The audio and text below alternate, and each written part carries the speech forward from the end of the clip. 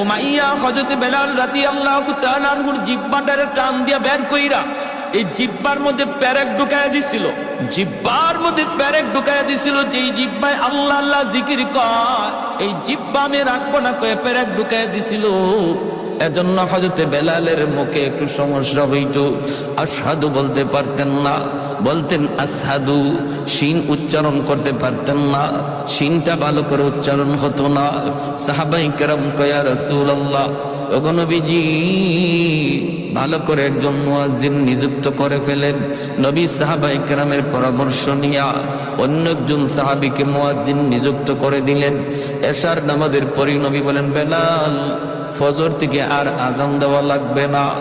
এই কথা শুনতেই যেন বেলাল হাবশির মাথায় আসমান ভেঙে পড়ল। এশার নামাজ পড়ে সবাই যার যার ঘরে চলে যায়, কিন্তু মসজিদে নববী কাছে কি গেলেন না শুধু একজন, তিনি আর কেউ নন, তিনি হলেন বেলাল হাবশি। মসজিদ নববীর কোনায় খাম্বার কিনারায় বইসা বইসা চোখের পানি জড়ে আল্লাহর কাছে কান্দে আর কয়, মালিক ও মালিক, তোমার হাবিব আমারে মুয়াজ্জিনের চাকরি থেকে বাতিল করে দিছি। ও মালিক, আমি তোমার হাইকোর্টে আমি আবেদন করলাম, আপিল করলাম হাইকোর্টে, নিম্ন আদালতে আমার চাকরি বাতিল, উচ্চ আদালতে আমি আপিল করলাম। মাওলা, এই শিন উচ্চারণ করতে পারি না কেন? আল্লাহ, তোমার নাম নেওয়ার কারণে আমার জিহ্বায় পেরেক মারছি, এজন্য আমি শিন উচ্চারণ নিতে পারি না। এটা তো আমার কোনো দোষ না। আল্লাহ, হয় তুমি আমার জিহ্বা ভালো করে দাও, নতুবা আজান বদলায় দাও। আল্লাহু আকবার। হয় মালিক আমার জিহ্বা তুমি ভালো করে দাও, নতুবা আমি যেভাবে বলি এইভাবে আজান বানায় দাও। আল্লাহু আকবার, আল্লাহু আকবার। কত বড় আবদার আল্লাহর দরবারে। আল্লাহ পাক রব্বুল আলামিন তার হাবিবকে জানিয়ে দিয়েছেন, বন্ধু আজানও বদলিবে না, আমার বেলালের জিহ্বা যেভাবে আছে এইভাবেই থাকবে, জিহ্বাও ভালো হবে না। আমি আল্লাহর নাম নেওয়ার কারণে জিহ্বা যে ক্ষত, এই ক্ষত আমি আল্লাহ বেলালের হাসরের মাঠে দেখতে চাই। হাসরের মাঠে বেলাল আমাকে ওই জিহ্বা দেখাবে, যেমন অবস্থায় আছে অবস্থায় থাকবে, আজানও বদলিবে না। ভাইরা বন্ধুরা, ফজরের আজান দিলেন অন্য একজন মুয়াজ্জিন। আজান তো হয়ে গেল, নামাজের টাইম হয়ে গেল। আমার নবী, মায়ের নবী, তিনি বের হয়েছেন হুজরা থেকে নামাজ পড়াবেন মসজিদে নববীতে। সাহাবায়ে কেরাম সবাই অপেক্ষায়, মায়ের নবী হুজরা থেকে বের হয়েছেন নামাজ পড়াবেন, কিন্তু সূর্য তো ওঠে না, রাত তো পোহায় না। ফজরের নামাজটা পড়তে হয়, একটু রাত যখন শেষ হয়ে যায়, সুবহ সাদিকের পরে ফজর যখন শুরু হয়, একটু আকাশটা ফর্সা হওয়া শুরু করে, তখন সুন্নাত ফজরের নামাজ পড়া সুন্নাত। আমার নবী ওই সময়টার অপেক্ষা করেন, একটু আকাশটা ফর্সা হবে। কিন্তু না না, অন্যদিন যেই টাইমে আকাশ ফর্সা হয়ে যেত, আজ ওই টাইমে আকাশ ফর্সা হইতেছে না, অন্ধকার শুধু আরো বাড়তেছে, অন্ধকার শুধু বাড়তেছে। সাহাবায়ে কেরামের ভিতরে অস্থিরতা, আল্লাহর নবীর ভিতরে অস্থিরতা। কই সকাল তো হয় না, আকাশ তো ফর্সা হয় না। আল্লাহর কাছে নবী জানতে চাইলেন, মালিক ও মালিক, কিয়ামত কি তুমি ঘটায় দিবা নাকি? আল্লাহ, কিয়ামত কি হয়ে যাবে নাকি বুঝতেছি না গো আল্লাহ, নাকি আমরা কোন আযাবের সম্মুখীন? আল্লাহ বলে, বন্ধু কি হয়েছে? ওই মালিক, কেন এখনো সকাল হয় না, ফর্সা হয় না? ফজরের নামাজ তো পড়বো, কিন্তু এত অন্ধকারে কেমন করে নামাজ পড়ি? আল্লাহ, ফজরে আজান বুঝি হয়, এখনো বুঝি ফজরের টাইম হয় নাই, ফর্সা হয় নাই। জিব্রাইল আমিন দ্রুত নেমে এসে মায়ার নবীকে জানায় দিলেন, নবী গো, কেমন করে সকাল হবে গো নবী? মদিনার মসজিদে ফজরের আজান তো এখনো হয় নাই। আল্লাহ নবী বলে, ভাই জিব্রাইল, অন্য দিনের চেয়ে আজান তো আরো সুন্দর আজান হয়েছে, শুদ্ধ করে আজান হয়েছে, শুদ্ধ করে আজান। জিব্রাইল আমিন কই, নবী গো, জানি না, তবে অন্য দিনের আজান আমরা আসমানের ফেরেশতারাও শুনতে পাইতাম, শুধু আমরা না, আরশের মালিক আরশে বৈশা শুনতেন। কিন্তু আজ ফজরে আজান আমরা আকাশের ফেরেশতারা শুনি নাই, আল্লাহ নিজেও শুনে নাই, এজন্যই রাত শেষ হইতেছে না। ওগো নবীজি, বেলাল আজান না দেওয়া পর্যন্ত রাত কিন্তু পোহাবে না। মায়ার নবী, দয়ার নবী কয়, বেলাল, আমার আল্লাহর কাছে এত দাবি হয়ে গেছে বেলাল, আমরা তো বুঝতে পারি নেই রে বেলাল, দ্রুত আজান দাও। বেলাল আজান দিলেন, রাত পোহালো, দিনের আভাস দেখা গেল। জোরে করুন সুবহানাল্লাহ। রমজান শরীফ, মায়ার নবী সেহরি খাইতেছেন। রমজানে সেহরি খাওয়া কি সুন্নত, ঠিক না? সেহরি খাওয়া সুন্নত। একটা খেজুর হইলেও একটু সেহরি খাবেন, সুন্নত আদায় হবে। তবে যদি কেউ সেহরি না খায় রোজা হবে না তা না। সেহরি যদি কেউ ঘুমের তালে খাইতে না পারে রোজা হবে। উনি যদি রোজা রাখতে চায় রোজা রাখতে হবে, রোজা রাখতে চায় না রোজা রাখতে হবে। সেহরি না খাইলেও রোজা রাখতে হবে, তবে সেহরি খাওয়াটা সুন্নত, বহুত বড় সুন্নত। এই সেহরির টাইমটা উম্মতে মুহাম্মদীর জন্য আল্লাহ পাক স্পেশাল একটা সুযোগ দিয়েছেন, যেটা আগের উম্মতের ছিল না, এমনকি ইসলামের শুরুতে ছিল না। মায়ার নবীর কাছে যখন রমজানের বিধান নাজিল হয়েছে তখন রোজার সিস্টেম ছিল অন্যরকম। সিস্টেমটা কেমন ছিল? সিস্টেম ছিল সকাল থেকে নিয়ে সন্ধ্যা পর্যন্ত রোজা রাখবে, এরপরে ইফতার করার পরে যদি কেউ ঘুমায়া পড়ে তাহলে আর খাওয়ার সুযোগ নাই। ঘুম থেকে উঠতে রাত যদি থাকেও রাতে আর খাওয়ার সুযোগ নাই। ঘুমায় গেলেই তার ঘুম থেকে রোজা শুরু। এখন রাত 12টার সময় সে ঘুমাক, রাত 12টা থেকে তার রোজা শুরু হয়ে গেছে। একদম পরের দিন সেই ইফতার পর্যন্ত, মাগরিব পর্যন্ত রোজা রাখতে হবে। এটা ছিল ইসলামের প্রথম জমানার রোজার বিধান। এতে করে নবীর একজন সাহাবী হযরত কায়েস রাদিয়াল্লাহু তাআলা আনহু, পবিত্র কোরআনের সূরাতুল বাকারার মধ্যে আল্লাহ পাক এই আয়াত নাযিল করেছেন নবীর সাহাবীর ব্যাপারে। হযরত কায়েস রাদিয়াল্লাহু তাআলা আনহু ইনি একজন দিনমজুর ছিলেন, একজন কৃষক ছিলেন। সারা দিন জমিতে সে মরুভূমিতে কামকাজ করেন, রোজা রাখা কামকাজ করছেন। ইফতারের সময় আসছেন, আয়েশা তিনি বিবিরে বলতেছেন, বিবি গো সারাদিন কাম করছি, খুব ক্লান্ত, কিছু আছে ইফতারি কিছু আছে? ইনি বলে, আমি আপনার কাছে আনতেছি, ইফতারি রেডি নাই, রেডি করে আনতেছি, আপনি একটু ধৈর্য ধরেন। কইতেই সারাদিনে ক্লান্ত মানুষ তো একটু খালি হেলান দিছেন, আর হেলান দিতেই ঘুম চলে আসছে। বলুন তো দেখি, ঘুমাইলে পরে আর খাওয়ার সুযোগ আছে? দাদা বুঝছেন, উনি ঘুমায় গেছেন, ক্লান্ত মানুষ তো। দেখবেন রিক্সাওয়ালা মানুষ রমজান মাসে রিক্সা চালায় হঠাৎ করে একটা গাছের নিচে যখন ক্লান্ত হইয়া মাথাটাকে হাতটারে বালিশ বানাইয়া যখন খালি শোয়, নাক ডাকায় ঘুমাইতে শুরু করে, ঠিক না? ঘুমায় যায়। তো উনি ঘুমায় গেছে। বিবি সাহেব আসছে, আইসে যখন দেখে বিবি স্বামী ঘুমায় গেছে, ইন্না লিল্লাহি ওয়া ইন্না ইলাইহি রাজিউন, তখন উনি ঘুম থেকে লাফ দিয়ে উঠছে। দুজন হাত পা সেইরা একদম অসহায় হয়ে দাঁড়ায় রয়েছে। বিবি সাহেব কাঁদতেছে, স্বামী গো এখন তুমি কেমনে রোজা রাখবা? রোজা তো রাখবাই, তো রোজা রাখতে গেলে এখন অবস্থাটা কি হবে? সারাদিন গেছে তুমি কিছু খাও নাই, এখন ইফতার করবা, একটু দেরি হইতে তুমি ঘুমায় গেলা, ঘুমাইছো তো এখন আর তোমার খাওয়ার সুযোগ নেই, এখন কেমনে কি করবা? ইনি না খাইয়া এই রাত থেকেই রোজা রাখা শুরু হয়েছে। সারাদিন ক্ষুধার্ত তৃষ্ণার্ত, আবার সারা রাত গেল না খাওয়ায়। পরের দিনও রোজা শুরু হয়ে গেছে। পরের দিন রোজা শুরু হয়েছে, যখন দুপুর হয়ে গেছে তখনই উনি ওনার মাঠেই যেখানে কাজ করতে বেহুশ হয়ে পড়ে গেছেন। বিবি সাহেব আল্লাহর নবীর কাছে গিয়া বলছে, ইয়া রাসূলুল্লাহ, আমার স্বামীর এই অবস্থা। আল্লাহর নবী, রহমতের নবী, আল্লাহর কাছে আবদার করলেন, মালিক আমার উম্মতের জন্য বিধানটা কঠিন হয়ে গেছে, আল্লাহ একটু আসান করো। সাথে সাথে আল্লাহ পাক জিব্রাইল আমিন মারফতে কোরআনের আয়াত নাজিল করে ওই সাহাবীর দিকে লক্ষ্য করে আল্লাহ জানাই দিলেন, বন্ধু আজ থেকে তোমার উম্মতের বিধান আমি আসান করে দিলাম। ঘুমাইলে আর রোজা শুরু হয়ে যাবে এমন না, সারা রাত সেহরি পর্যন্ত সে খাইতে পারবে। এখন ঘুমাক আর উঠো, খাওয়ার টাইম সারা রাত। তাহলে নবীজির সাহাবীরাও উম্মতের জন্য রহমত, ঠিক না? একজন সাহাবীর কারণে আমরা রোজার বিধানটা আসান পাইছি, আর নাইলে কিন্তু আমাদেরও এইরকমই হইতো। ঘুমাই, খালি একটু ঘুমাইবেন, শেষ, আর খাওয়ার সুযোগ নেই, রোজা শুরু হয়ে যেত। এই সাহাবীর ঘটনার পরে রোজার বিধানটারে আল্লাহ আমাদের জন্য সহজ করে বলেন, সকাল থেকে নিয়ে মাগরিব পর্যন্ত, ইফতার পর্যন্ত তোমরা রোজা রাখবা, খাইবা না, পানি পান করবা না। আর ইফতারের পর থেকে নিয়ে সেহরি পর্যন্ত সারা রাত তোমরা যখন মন চায় যা খাও, তোমাদের জন্য সে সুযোগ করে দেওয়া হয়েছে। আল্লাহ নবী সেহরি খাইতে বসছেন, বেলাল হাবশী আজান দিবেন, ফজরে আজান। মুয়াজ্জিন সাহেবরা আজান দেওয়ার আগে ইমাম সাহেবের একটু খবর নেয়। তো বেলাল হাবশী রাদিয়াল্লাহু তাআলা আনহু তিনিও ফজরে আজান দিয়ে দিবেন, সেহরির টাইম শেষ হয়ে গেল। তিনি তো চিন্তা করতেছেন, আমার নবী এখনো কি তিনি খানা খান নাকি খানা থেকে সেরে ফেলছেন, একটু যায় দেখে আসি। বেলাল চলে আসলেন আল্লাহর নবীর কামরায়, আইসা দেখেন মায়ার নবী এখনো খানা খাইতেছেন, আর নবীর সাথে আর একজন অপরিচিত মানুষ খানা খাইতেছে। আল্লাহর নবীকে খানা খাওয়া দেখেই বেলাল ডাক দিয়া বলতেছে, নবী গো সেহরির টাইম শেষ হয়ে গেছে গো নবী, আর খানা খাইয়েন না। আল্লাহর নবী দেখে বলতেছেন, বেলাল কি কইছ? বলে, নবী গো সেহরির টাইম শেষ। ঠিক আছে, বেলাল চলে গেছেন। বেলাল মনে মনে ভাবছেন, তাহলে তো নবী এখন খানা শেষ করে ফেলবেন। বেলাল চলে গেছেন। চলে যাওয়ার পর একটু পরে আজান দিবেন, আসছেন কই দেখি কে নবী এখনো খানা খায়া শেষ করছেন নি। আয়া দেখেন নবী এখনো তিনি খানা খাইতেছেন। বেলাল ডাক দিয়া বলে, ইয়া রাসূলুল্লাহ সেহরির টাইম শেষ, খানা খায়েন না। নবী কয় ঠিক আছে। বেলাল আবার চলে গেলেন।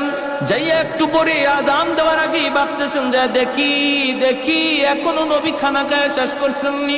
আয়েশা দেখেন মায়ার নবী এখনো খানা খাইতেছেন। এইবার হযরত বেলাল বলি, ইয়া রাসূলুল্লাহ খোদার কসম, ওগো নবী সেহরির টাইম শেষ। যেই মাত্র বেলাল কয় খোদার কসম সেহরির টাইম শেষ, তখনই মায়ার নবী কয় কি, তাড়াতাড়ি গোসল, সেহরির টাইম শেষ। বেলাল কসম খেয়ে ফেলছে, সেহরির টাইম শেষ। নবী যা ছিল সাথে সাথে হাত থেকে ফালাই দিচ্ছেন। দুজন অপরিচিত একজন মানুষ নবীর সাথে খানা খাইতে বসছেন। সেই অপরিচিত মানুষ আর কেউ নন, তিনি হলেন জিব্রাইল আমিন, ফেরেশতাদের সরদার জিব্রাইল আমিন মায়ার নবীর সাথে সেহরি খাইতেছেন। ওই অবস্থায় দুজনে খানা বন্ধ করে দিলেন। এরপরে নবী ফজরের নামাজ পড়ালেন। নামাজ পড়ে নবী মিম্বরে বসলেন। বৈশাই নবী ডাক দিলেন, বেলাল কাছে আসো। কাছে আইনে বলেন, বেলাল প্রথমবার যখন তুমি বলছো নবী গো সেহরির টাইম শেষ, কিন্তু জিব্রাইল আমারে বলতেছেন নবী গো সেহরির টাইম আরো আছে, খান। সুবহানাল্লাহ কইতেন না আপনারা? তুমি বলছো সেহরির টাইম শেষ, জিব্রাইল আমারে কয় না আছে টাইম, খান। দ্বিতীয়বার যখন তুমি বলছো সেহরির টাইম শেষ, তখনও জিব্রাইল বলেন না গো নবী আরো আছে, খান। তৃতীয়বার তুমি যখন বলছো সেহরির টাইম শেষ, তখনও টাইম ছিল, কিন্তু যখনই তুমি কসম করে ফেলছো, কসম খোদার সেহরির টাইম শেষ, তখন আল্লাহ পাক রব্বুল আলামিন কে জিব্রাইল, যদিও সেহরির টাইম শেষ ছিল কিন্তু আমার বেলাল কসম খেয়ে ফেলছে। আমার বেলালের দাম আমি আল্লাহর কাছে কি পরিমাণ জানো না? আমার বেলালের কসমের ইজ্জত রক্ষায় আমি আল্লাহ টাইম থাকলেও অফ করে দিলাম। আর একটু জোরে কন্যা সুবহানাল্লাহ। ছিল টাইম, আরো ছিল, খাওয়ার সুযোগ ছিল, কিন্তু বেলালের কসমের ইজ্জত রক্ষায় আল্লাহ টাইমটারে অফ করে দিয়েছেন। যেরকম সুবহানাল্লাহ। আহাদুল লাইসা কামিসলি সামাদুল লাইসা কাফাদলি লিমানিল মুলকু তুগু ইতু সাজাওয়ার খুদাই তু খুদা ওয়ান্দে ইয়াবি নি তু খুদা ওয়ান্দে ইয়াসারি তো খুদা বন্দে জমিনি তো খুদা বন্দে সমাই তো রহিমি তো করিমি তো সামিঈ তো বসিরি তো মুইদ্দি তো মুদিল্লি তো মালিকিল আরশি বাজাই। একটু জোরে করুন আল্লাহু আকবার। এজন্য বলি রে যুবক, যৌবন কালটা হলো আল্লাহর ওলি হওয়ার বয়স। বেলাল হাবশী যৌবনেই তিনি আল্লাহরে খুশি করে ফেলছেন। যৌবন কালেই তিনি জিরো থেকে হিরো হয়েছেন। যৌবন কালেই তিনি ছিলেন গোলাম, গোলাম থেকে মায়ার নবীর পার্সোনাল সেক্রেটারি হয়েছেন। যৌবন কালেই বেলাল মসজিদে নববীর মুয়াজ্জিন হয়েছেন। আল্লাহু আকবার জোরে কর। তোমার যৌবন কালটা হলো আল্লাহকে খুশি করার বয়স। কারণ যৌবনে যখন যুবক আল্লাহর গোলামি করে, যৌবনকালী যুবককে যখন মসজিদে পাওয়া যায়, একজন যুবককে যৌবনে যখন রোজা রাখতে দেখা যায়, যৌবনকালে যখন বাপ মার সেবা করতে পাওয়া যায়, যৌবনকালে যখন মুরব্বীদের শ্রদ্ধা করতে দেখা যায়, যৌবনকালে যখন আল্লাহর ভয় অন্তরে পাওয়া যায়, গান বাজনার আয়োজন করে না, করে তো করে ওয়াজ মাহফিলের আয়োজন করে, ওই যুবক যৌবনে ওলির খাতায় নাম উঠায় নেয়। লা ওয়ারাকাল কাফি, মায়ের নবী বলেন যার গুনাহ করার সুযোগ ছিল, সামর্থ্য ছিল, এরপর আল্লাহর ভয়ে যে যুবক গুনাহ করে না, সুযোগ ছিল রাতের অন্ধকারে জিনা ব্যভিচার করার, সুযোগ ছিল দরজা বন্ধ কইরা খানা খাইয়া মানুষের সামনে রোজাদার সাজার, সুযোগ ছিল দরজা বন্ধ করে পানি পান কইরা মানুষের সামনে রোজাদার সাজার, এরপর যেই যুবক যৌবনে আল্লাহরে ডরাইয়া মানুষের চোখে ফাঁকি দিলেও আল্লাহর চোখে ফাঁকি দেওয়া যায় না, এই বিশ্বাস অন্তরে নিয়ে যেই যুবক সর্বদা আল্লাহর ভয় অন্তরে রেখে চলছি। মায়ার নবী দয়ার নবী বলেন, ওই যুবকের কলিজার দিকে তাকাইয়া আল্লাহ পাক আসমান জমিন এখনো টিকায় রাখছি, নতুবা জমিন প্রতিনিয়ত আল্লাহর কাছে আবদার করে, মালিক আর কত আমি গুনাহগারের পায়ের আওয়াজ শুনবো, আর কত আমি সুদখোরের 5 তলা বিল্ডিং এর লোড নিব, আর কত আমি ঘুষখোরের 10 তলা বিল্ডিং এর লোড নিব। আলা কুল্লা ইয়াউমিন ওয়াল আরদু ইস্তাজিলু রাব্বাহু আবতালিউ ইবনা আদম ফি কারি। মালিক অনুমতি দাও, অনুমতি দাও, এই ফরিদপুরের গুনাহগারগুলির আমি জমিনের ভিতরে গিলে ফেলি, আমি সুদখোরের 5 তলা বিল্ডিংটা গিলে ফেলি। তুরস্কের জমিন 5 তলা 10 তলা বিল্ডিং গিলে ফেলেছে, সিরিয়ার জমিন 50,000 মানুষ গিলে ফেলেছে। আল্লাহ পাক বলে হাদিসে কুদসি, আল্লাহ পাক বলে শুধু তুরস্ক আর সিরিয়ার জমিন নয়, বাংলার জমিন, ফরিদপুরের জমিন, সিলেটের জমিন, সর্বকালের সর্বযুগের সর্ব জায়গার জমিন আল্লাহর কাছে আবদার করে, মালিক আর কত আমি গুনাহগারের পায়ের আওয়াজ শুনবো। আসবিরু ইলা মাতা আসবিরু, ধৈর্য ধরবো তো আর কত কাল ধৈর্য ধরবো। আল্লাহ বলেন ওয়াল বাহরা ইস্তাজিলু রাব্বাহু, সাগর মহাসাগর গুলো এমন প্রতিনিয়ত আবদার করে, ও মালিক আমি কক্সবাজার সমুদ্র সৈকত, ওই কক্সবাজার সমুদ্র সৈকতের পারে আইসা নাফরমান কত গুনাহ করে, আমি সমুদ্র আর কত দেখব, আর কত আমি গুনাহগারের গুনাহ দেখব গো মালিক। আমার পারে আইসা তোমার কত গোলাম আমার দিকে তাকায় সুবহানাল্লাহর জিকির করে, তোমার কুদরত নিয়ে ভাবে, কিন্তু কত নাফরমান সাগরের পারে আইসা গুনার আয়োজন করে। ও মালিক এই গুনাহগারগুলি জমিনে নাপাক করে ফেলেছে, আমাকে অনুমতি দাও, আমি পানি নাপাক জমিন পাক বানায় দিই। আল্লাহ পাক রব্বুল আলামিন বলে, চুপ কর এ জমিন, থাম থাম, আমি আল্লাহ দেখতেছি এই জমিনে কেমন অন্যায় হয়, আমি আল্লাহ দেখতেছি এই জমিনে কেমন অন্যায় হয়, কেমন অপরাধ হয়, কেমন গুনাহ হয়, কেমন জুলুম হয়, এরপরও আমি কেন ধরি না জানোনি? কারণ এই মানুষকে আমি আল্লাহ বড় আদর করে বানাইছি, এই মানুষকে আমি আল্লাহ বড় আদর করে বানাইছি।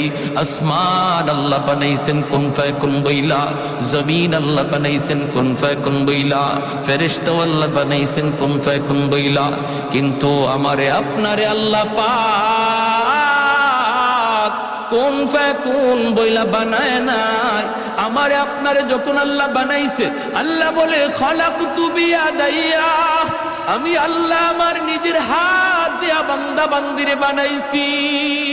কারণ এই চেহারার মধ্যে এত দামি কপাল, এই কপাল দিয়া বান্দা আমার কুদরতি কদমে সেজদা দিবে। এই কপালটার এত দাম, এই কপাল ফেরেশতাদের হাতে বানাইলে হয় না, এই কপাল কোন ফায়াকুন বললো হয় না, আমি আল্লাহ নিজের হাতে বানাইছি। এই জমিনের মধ্যে এখনো এমন 4টা শ্রেণী আছে, লাউলা মাশাইখু রুক্কা ওয়াশ-শাবাবু খুশা ওয়াল আতফালু রুদ্দা ওয়াল আনআমু রুদ্দা। আল্লাহ বলে এখনো জমিনের ভিতরে এমন আমার কিছু বান্দা বান্দি আছে, চুল দাড়ি তার সাদা হয়ে গেছে, কোমরে তার ব্যথা, হাঁটুতে তার ব্যথা, আমি আল্লাহর কদমে সেজদা দিতে তার কষ্ট হয়, এরপর কষ্ট করে করে আমি আল্লাহকে সেজদা দেয়। তার সেজদার দিকে তাকাইলে জমিনের প্রতি আমি আল্লাহর মায়া লেগে যায়।